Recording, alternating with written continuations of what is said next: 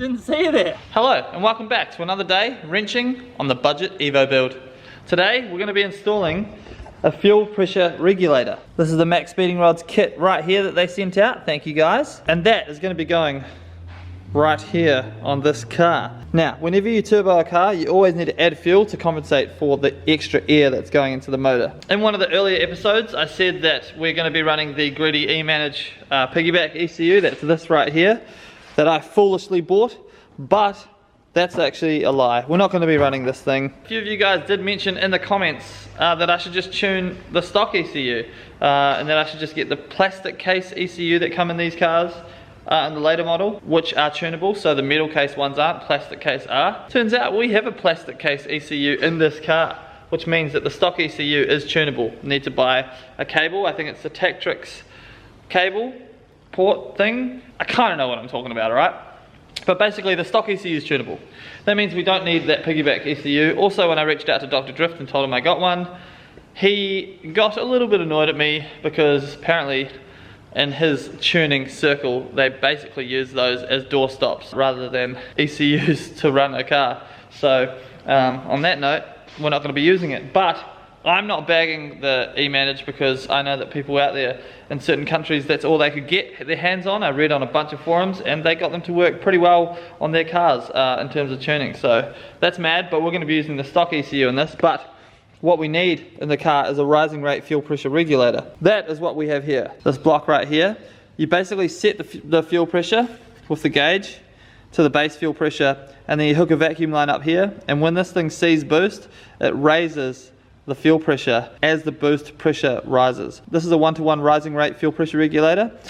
That means that for every pound of boost, we get an extra pound of fuel pressure. It's pretty simple. Even someone like me who is terrible at maths can understand that. And so today we're going to be mounting that up to our engine.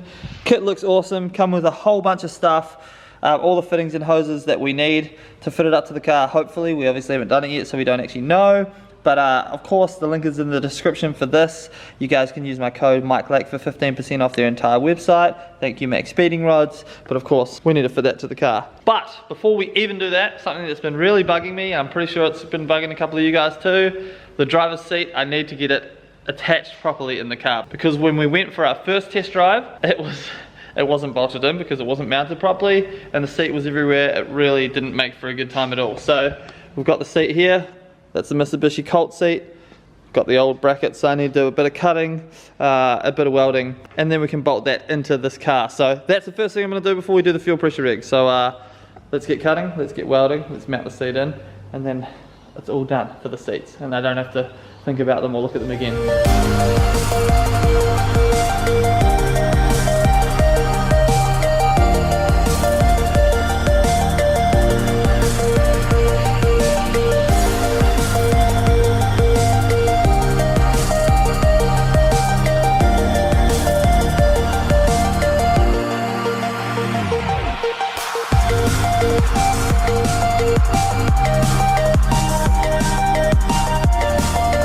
Alright, look at that, seat's all ready to bolt in. But first let's do the fuel pressure regulator install. So first things first, we need to take the stock fuel pressure rig off.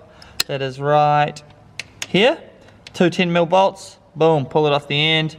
Obviously that's got the return hose on it as well, so we're going to pull that off. And then we can kind of suss where we're at. Hopefully what we have, which is this piece right here, which looks like it should fit. It's slotted. So it looks like it's made to fit, kind of universally fit a bunch of different fuel rails. But that basically goes in the end there and replaces the stock fuel pressure regulator. And then we have our aftermarket fuel pressure regulator that we're going to basically mount right here, I think. Boom, look at that, super tidy right there. And then pretty much we can run the lines and I'll show you guys how it all goes. It comes with this gauge, which is super rad. So we chuck some Teflon tape on everything that we do. Oh, don't smash it. Oh my God. And that just screws in here in this little port. Boom. We'll do it properly in a second.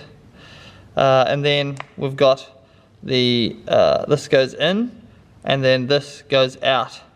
And then basically it has like a valve that moves up and down inside it that restricts the fuel flow, and that builds fuel pressure in the rail. So fancy, but also really simple.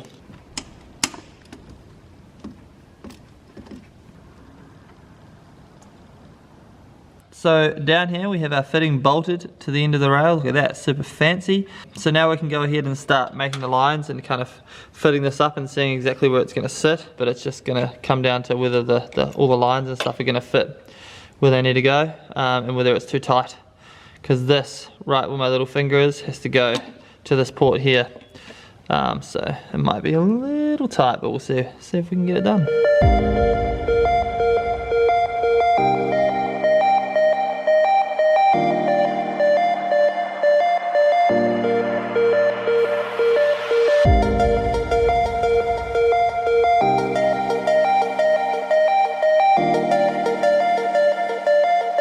Look at that.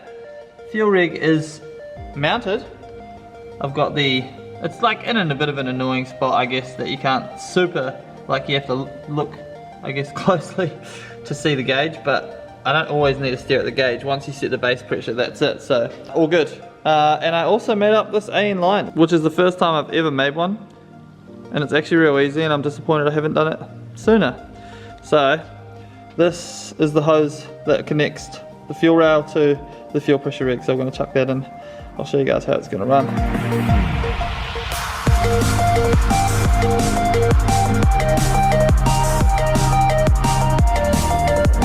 So here we have the line looped, so it goes off the fuel rail and into the fuel rig. It's not like the best way I wanted to run it, but it's kind of how I had to run it. Actually, maybe I'll change it. Yeah, actually I think I'm going to change it. I'm going to run a 90 off here, so that it goes, loops around, and then to here. I think that's gonna look tidier. Woo! Just like that, added the 90 in instead, so it kind of loops around there like that. Looks quite a bit better. So last but not least, we're gonna add the bottom line. That goes under the fuel rig to the line that goes back to the tank. Then last but not least, we add the vacuum hose, and the install is complete. Then we have to start the car and make sure there's no leaks. Fingers frickin' crossed, but let's chuck it all together and see if it works.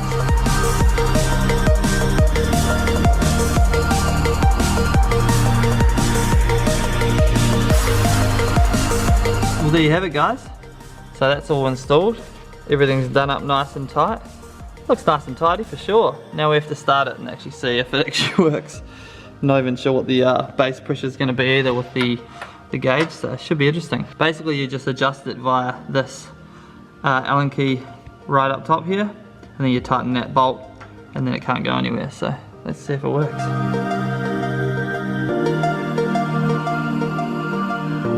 Alright, so it turns out it was a rookie mistake on my end. I forgot to do, there's like a blank off nut at the back that I forgot to do up, and so that was the reason that it was leaking.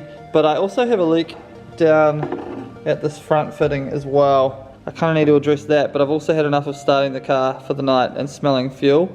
So I'm pretty sure I'm just going to leave it there, because if I leave it any later, I won't be able to get home to edit a vlog for you guys. So this one's kind of unsuccessful, and the fact that it kind of doesn't work, but it's not the fuel rig's fault. I think it's maybe my fault in the way that I've installed it, so I need to go back over it, but I'm going to go back over it tomorrow with fresh eyes. But for now, let's install the driver's seat so that we at least felt like, let's install the driver's seat. Man, I've huffed way too much fuel right now with all the smells. We'll install that just to make us feel like we've actually done something for the night. Plus I'm real keen to see kind of how it feels with a solid seat that's in the right position. Hell yeah.